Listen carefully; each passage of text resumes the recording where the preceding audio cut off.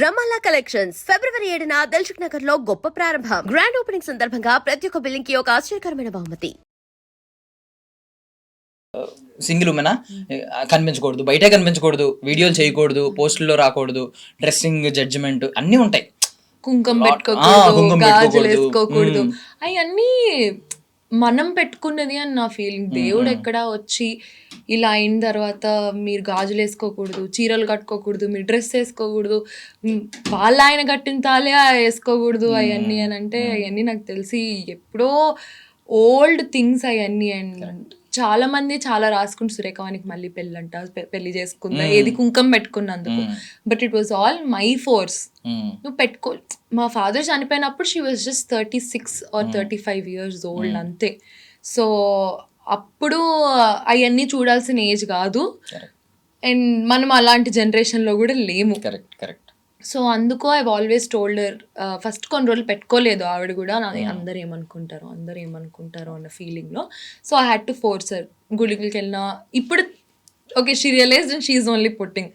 So అంటే single women గురించి చాలా మెట్స్ ఉంటాయి అనమాట. ఓకే, ఇలానే ఉండాలి, ఇలా చేస్తేనే రెస్పెక్ట్ ఉంటుంది.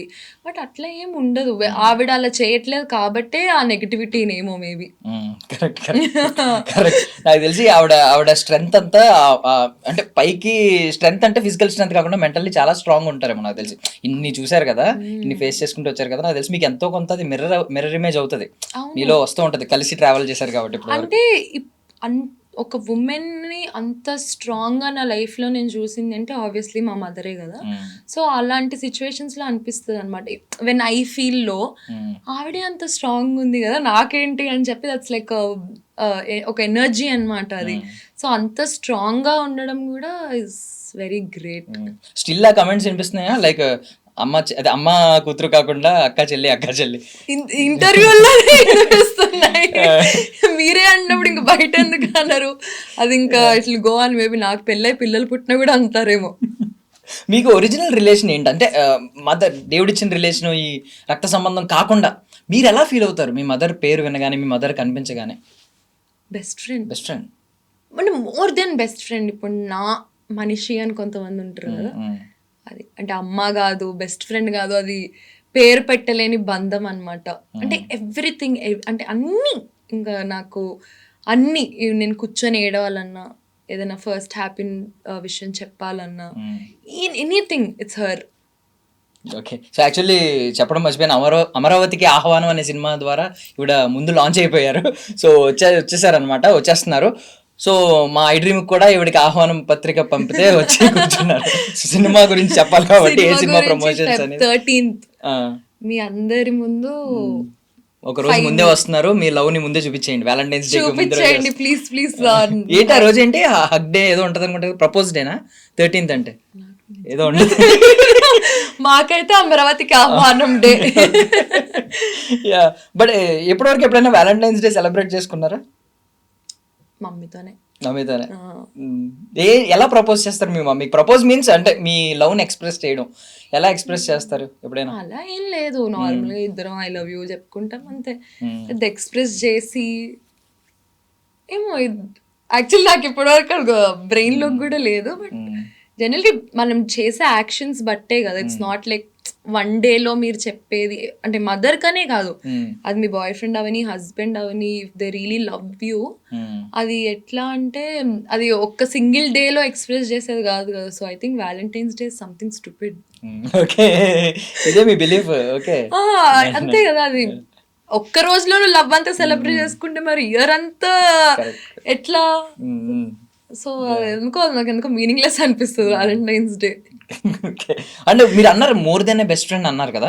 ఓకే, మీ లవ్ అనుకోండి for suppose. But more than A best friend అంటే మనం బేసికలీ బెస్ట్ ఫ్రెండ్ దగ్గర మనకి ఫిల్టర్స్ ఉండవు, ఏ షిట్ అన్నా మాట్లాడేయచ్చు, ఏదన్నా చేయొచ్చు. బట్ మదర్ దగ్గరికి వచ్చేసరికి నిజంగా మాట్లాడలేం, కొన్ని ఉంటాయి, ఫిల్టర్ వేసుకోవాల్సినవి కొన్ని ఉంటాయి. ఏం ఉండదు మీకు, నో ఫిల్టర్సా, ఏదైనా మాట్లాడేస్తారా?